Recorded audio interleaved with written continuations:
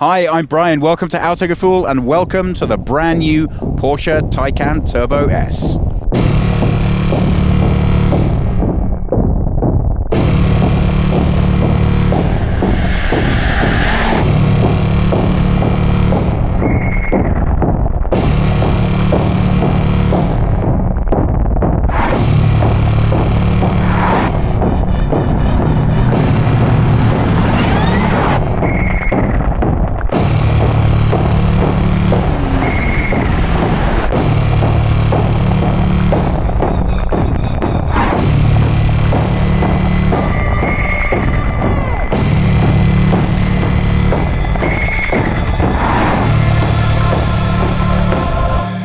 And woo!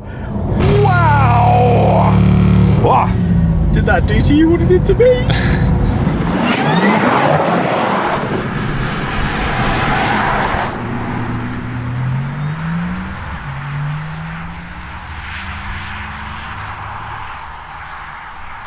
Now the first thing that catches my eye down here are these air vents right at the side. The two reasons that I particularly like them. One, you might think they're just there for show, but thermal management is one of the most important aspects of an electric vehicle, so it's important that the airflow is moving round the car in exactly the way it's designed to. But secondly, these really remind me of the black markings at the side of the eyes on a cheetah. Cheetah, the fastest land animal. I think Porsche are making a subtle reference to that here. 4 meters 96 in length, or 195 inches. This car is about 9 centimeters. That's about that much shorter than the Panamera.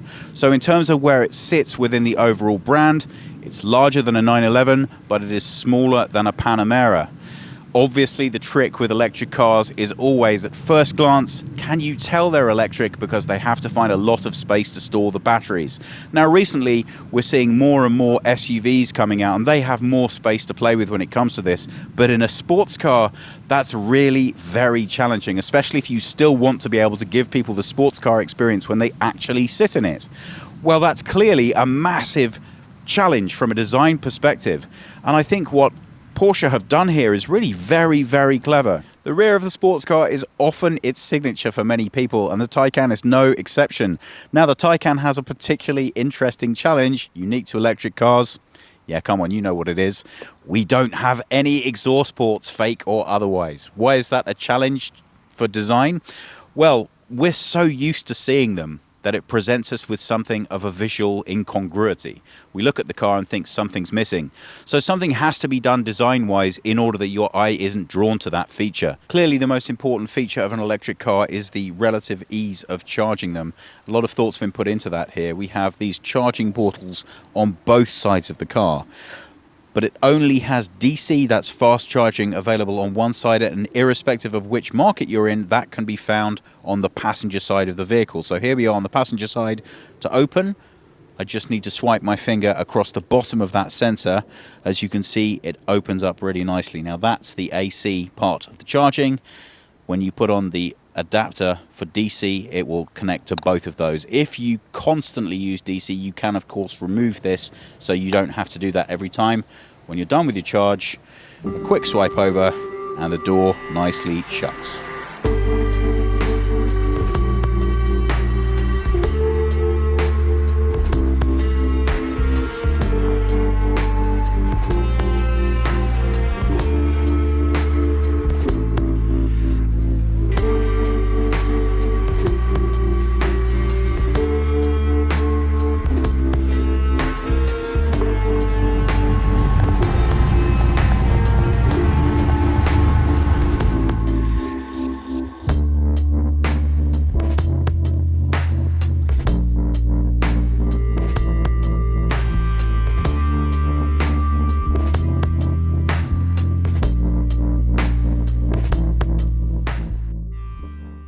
First thing you notice when you open the door is obviously we have a frameless door design here. That certainly helps the stylish overall feeling of the car, and a nice, subtle, discreet interior greeting. So Taycan Turbo S embedded into the door sill, but it's done in a really nice, stylish way. So not overblown, not too much, just enough to say, hello, it's time to check out some driving.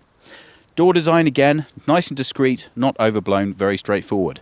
But I'm always impressed when car manufacturers do well with their design of the space in these things. Now, this is my water bottle I standardly take everywhere. It takes a litre, and as you can see, it really nicely slots in there well. That's brilliant. So many sports cars, you get in, you realise you have nowhere to put anything. Regular viewers will know that one of our passions here at Autogefuhl is trying to move towards more sustainable car interiors, and this is a fully vegan interior. That means no animal products whatsoever. Now, before everybody starts groaning and says, look, I like it, I don't have a problem with it, that's great. It's fine if that's what you're into, but it is really nice to see the manufacturers start offering an actual proper alternative for people who want to try something that bit more sustainable. And given that this car is all about sustainability, well, come on, as much as a sports car can be, it's nice to see that reflected in the interiors that are on offer. Well, other than a little bit of mud from where we've abused it, the interior looks very nice indeed. But how does it behave once you actually get in there? Let's find out. Well, if that looked like a bit of a cramped entry, the first thing to mention is I do have unbelievably short legs. So the driver's seat here is a lot further forwards than it ordinarily would be. I'm 5 feet 10 or 178 centimeters in height, and as you can see, I have lots of headroom available here.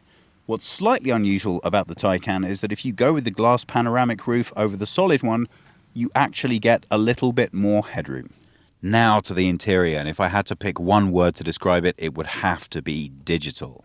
Well, the first thing we have to talk about the immense amount of real estate in terms of screens that there are in this car. The driver's display, as you can see, is a frameless curved one. It's 16.8 inches across.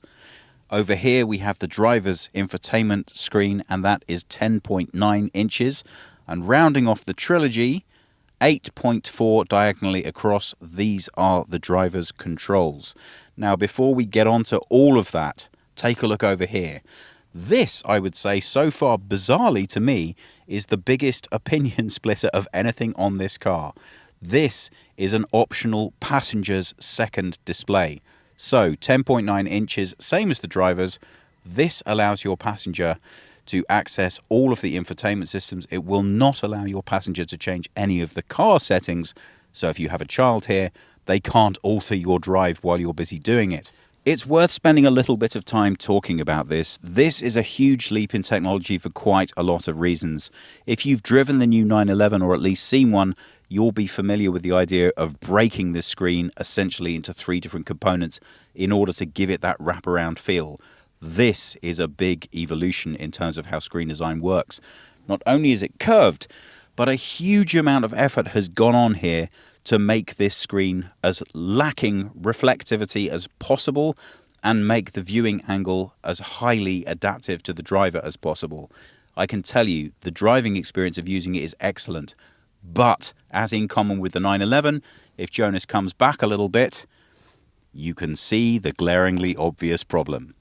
Now, when you're driving, this isn't a big deal, but there is simply no way of positioning this steering wheel that will allow you access visually to all the information you really want to know about.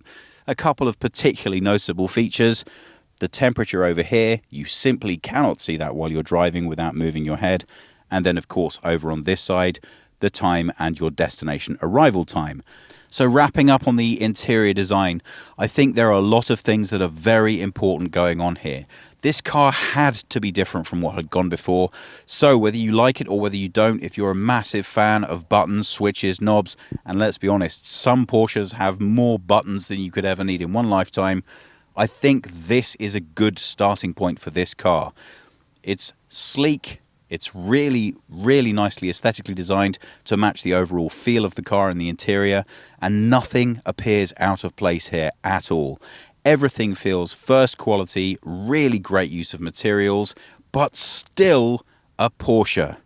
I, for one, am very happy that this clock still sits here. And as long as it continues to do so, then I think I can live with everything else. Well, again, please bear in mind my very short legs, so this really isn't fairly representative. If I put my hand in front of my knee, if there was a 6-foot tall person with standard legs driving this car, the seat comes to around about here, so a good bit back. But I would say if you're a standard person with standard legs, you are going to be blown away by how much space there is available to you as a rear seat passenger. All right, so far, the batteries are fairly cleverly concealed in the base of the car so we don't visually notice them. They put a footwell into the design so we don't physically notice them when we're sitting in the rear. So, what does that mean for the boot space? Pretty impressively, 370 litres of load. Ordinarily, this is the point at which I would get very excited about showing you what's underneath here. But of course, in an electric car, that's largely hidden away. So, what we do find ourselves with are two mysteries solved. One, I guess this is where the charging cables have been put in this car, but secondly, you can see that we have a further 80 litres of storage space in the front here too. That is incredibly useful space. When you combine that with what's available at the rear, I have to say, I think you have more than enough room here for what most people could reasonably need. Well, we waited an awfully long time for this car, and a large part of that is that Porsche had to figure out exactly how they were going to apply the power that they wanted to a system that you as a driver could still recognize from, of course, those petrol internal combustion engines. Now, they eventually decided on an 800-volt system, and that is delivered via two motors, one at the front, one at the back. What's unusual is that the one at the back actually has two different gears to it. So that gives you a huge range of performance options and also massive amounts of available traction to control all of that power. Now, talking about power, of course, you have the choice of either going with a standard or with the S version. That is going to give you around about 680 horsepower in the standard, but up to a whopping 761 in the S.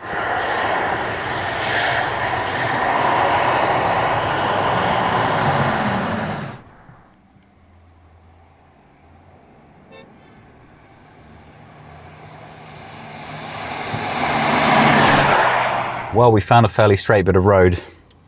Let's show you what this car can do. First of all, Sport Plus. Now, I should point out the major difference here is not only do you get the dynamic drive, but you also get the added noise. It's not my taste, but I'm keen for you to hear it and see what you think. And you can, of course, switch that off. A slight rolling start to make sure I don't interfere with the traffic, and woo! Wow! Wow! What do you think, Jonas? It's pretty good. Well, clearly, we can't get close to what this car can actually achieve. We're not on a proper road. You can probably see we have a slightly wet surface, so we can't cope with any good high-speed steering either. But my goodness, that is a little flavor of what 0 to 100 in 2.8 seconds can deliver. And it really is fabulous. Even if you're used to driving performance cars, it still comes as being extremely exhilarating. Best of all is the way that the traction delivers that power. You really can't compete with that experience in a petrol body. It just doesn't give you the same thing. Now, that said, a huge amount of effort has been made here to deliver this experience in a way that will really resonate with big fans of the internal combustion engine. The most impressive bit of technology, from my way of thinking, is the braking. Why? Well, 90% of all braking is regenerative. That means it is being used to recharge the batteries and is actually not using the brakes at all. So much so that some of the brake calipers in this car have had to be specially treated because lack of use could cause corrosion. Well, that's a lot of fancy words. But what it boils down to is you would think that might really ruin the dynamic driving experience of the way that this car handles braking.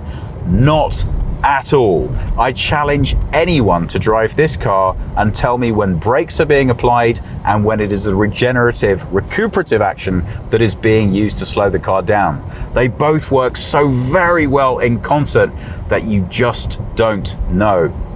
Having those two separate motors, one on each axle, not only massively helps with the balance of this very heavy car, but also delivers the power exactly where you want it. So when you put your foot down, it just moves. Now, I'm sure you'll be more than familiar with the idea that the most common problem for electric cars is thermal management of batteries. So, lots of cars can deliver very, very fast bursts of energy, but they can't do it repeatedly. The way that this car has been designed means that you can have that same burst of energy, they say 10 times. Now, we've tried that out, and I've achieved more than that today alone. So, obviously, you're not going to be using that power all the time. What Porsche wanted to ensure is that it's there when you want it. And you still feel that you are absolutely in control. The amount of traction that's delivered with that power is sublime, and it results in a truly thrilling driving experience.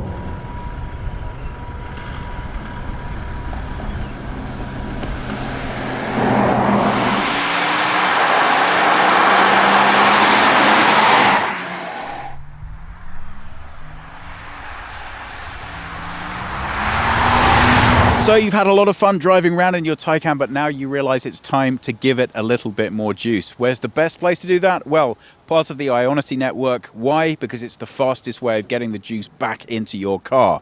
So there are AC charge points on both sides of the car, but if you want to access the DC one, then you will need the passenger side of the vehicle. There we are. It's a little bit wet, which might be why it wasn't quite so responsive there. It's just one swipe under there to open or close. As you can see, this flap lets you access the full DC charge. Now, we come over to here. I can show you the machine itself. It's really remarkably straightforward. All you have to do to use these machines is literally connect it to the car, and then you will have, which you can get when you buy your car, one of these cards. There you go. Jonas can show you. That's obviously connected to the Porsche network. You literally just have to tap it to here and tell it to start. Now, to make our best use of time, we have already charged this, but I do want to show you how the connector goes in, just so you have an idea of how straightforward that is. So, you pick up the charger, and then there you go. One-handed operation. Really pretty straightforward. When you want to release it, you just push on this button to let the car know that you're going to be taking it out, and that's it. And then, to shut that flap again, there we go. Really very simple and straightforward. So, if you're down to 5% on this vehicle, you can get it back up to 80 at one of these charge stations in approximately 23 minutes.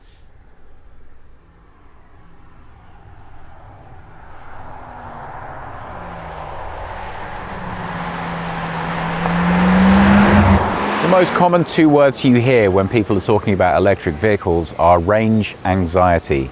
And I think by waiting this little bit extra in terms of time, Porsche have managed to assuage most of those fears. Largely because if you go with the standard model, you can now have an effective range of up to 280 miles on one charge. And if you go with the S, a little bit more power, you can affect 250. What I personally really enjoy about electric vehicles over their internal combustion engine counterparts is that when you get those numbers, those test numbers through from the manufacturers, they're actually reliable and accurate. That's not to suggest that the standard figures have been massaged, more that the way in which those numbers are measured are more open to change, determinant on how you're measuring them. With an electric vehicle, it's really very simple. How far can you drive on one charge? That's it. This vehicle, I can tell you, we haven't been particularly kind to today. We've made sure we've gotten the most from handling and acceleration, and we're still very comfortably within that range. So, realistically, you have to ask yourself, do you think you're regularly going to need to be driving further than that? And if you do you really think that it's going to be such a problem to find a fast charging network to allow you to achieve that? Honestly, it's not a challenge now, and that's only going to get easier into the future. So the real question here is, what are your reasons for not being prepared to go electric? Well, this car is the S. So this is going to set you back around about 185,000 euro. That's a German market price. If you want to go with the standard non-S model, that clocks in at around about 150. Now, those numbers sound eye-watering, but if you compare them to a well-equipped Panamera, suddenly they don't seem so expensive after all. So you have to ask what it is you truly love about the petrol engine. Is it the noise? Probably. Please try an electric car before you write it off as something that just isn't going to work for you. I think you'll be astonished at quite what a good job has been done of bringing all of the characteristics of that drive of the internal combustion engine experience into an electric body. It really is quite remarkable to experience. And the raw power,